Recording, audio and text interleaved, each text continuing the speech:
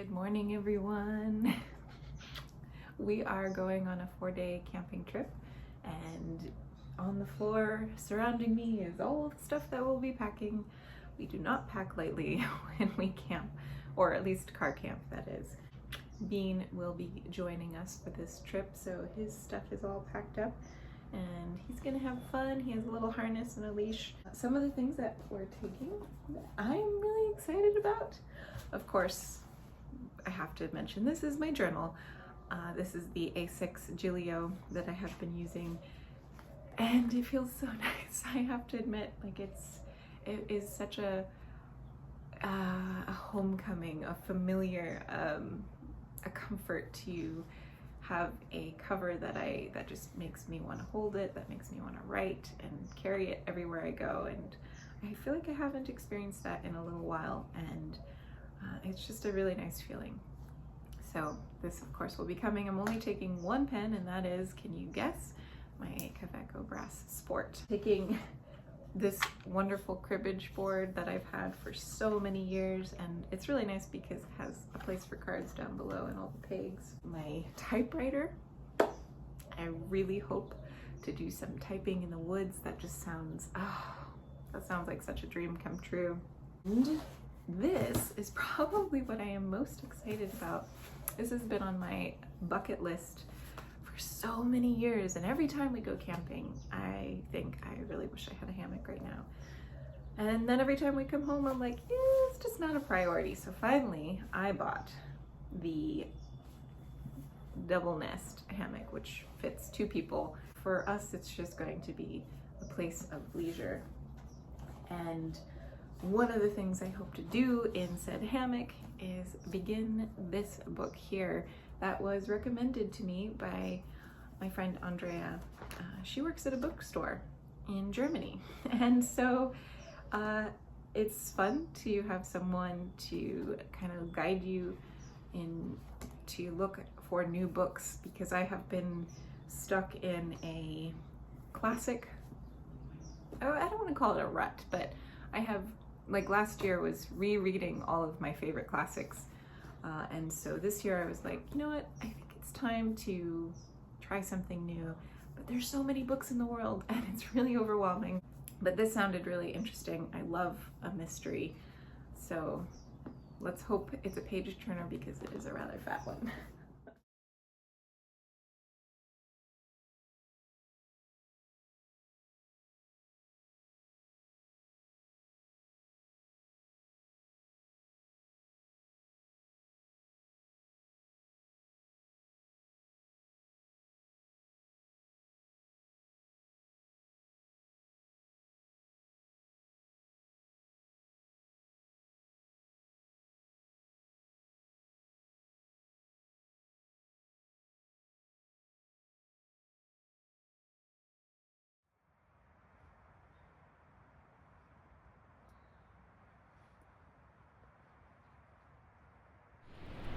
Greetings from the mountains in Arizona. We're at above 9,000 feet. I don't know exactly what we're at, but it's a little chilly. It's very windy, and it rained last night. We had some hail, and I know the nighttime lows have been in the low 30s, but I don't know much beyond that. But it's been absolutely perfect. So the drive up was very lucky, because it was cloudy the entire way, and down in Tucson, coming from the valley, it's already quite hot, and so to have cloud cover on the way up was just such a blessing. And then we got up here to the mountains and drove around on all these different forest roads looking for the most perfect camp spot. Some of them were already taken, some of them were decent but not quite up to what we were looking for. One of the things that I wanted was to be able to camp at the edge of the forest and have a whole meadow to look out upon. And my partner Brian wanted water, and I wasn't sure how lucky we would be if we would find those 2 things combined, or those 2 things at all. And somehow we stumbled upon this spot that has just that.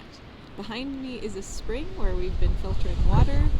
Over here to my right is a mass of meadow, and over here to my left is a forest with spruce and aspen that are just leafing out. And it's just, it's so perfect here, and it feels very isolated. Although now, of course, there's a plane flying overhead, but it feels like we're the only two people in the world. And Fig is having so much fun. This is like meadow, open grasslands. That is his thing. He does so well as a sight hound in that kind of environment, and he's just been running and running and running.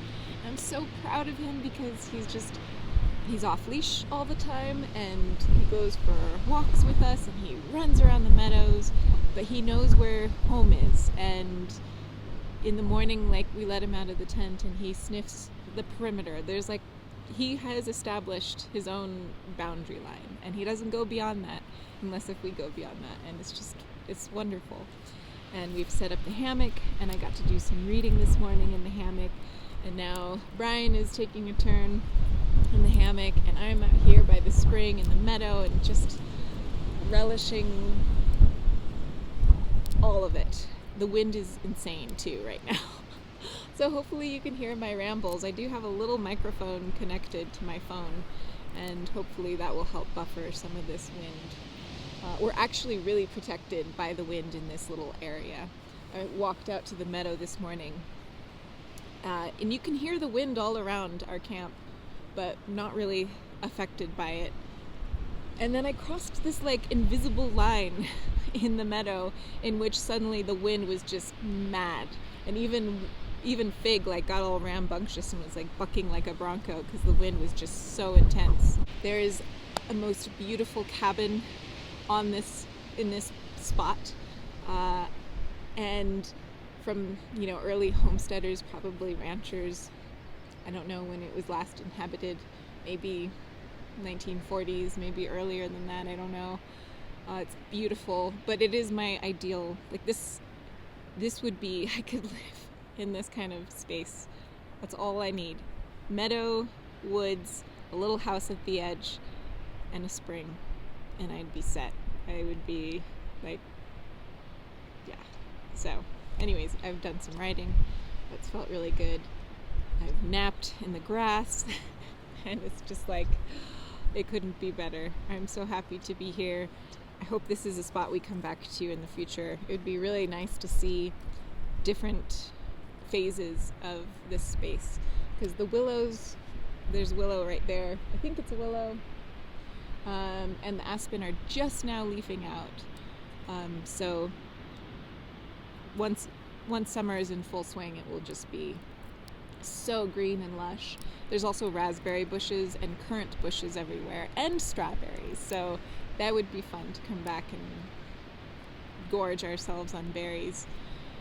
And then it would also be wonderful to be here in the fall when everything's changing colors and the seasons are shifting.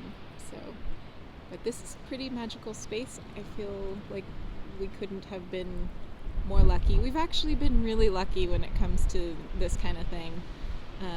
And I don't know, there was a moment in our search for a camp spot where we were like, we might not get like the most ideal space. We might just, have to just grab what we can get. And then this beautiful place presented itself, and it's just like, oh my goodness, it couldn't be more perfect. So anyways, I'm going to stop rambling. I will talk to you all in the future. Thank you for watching. Bye.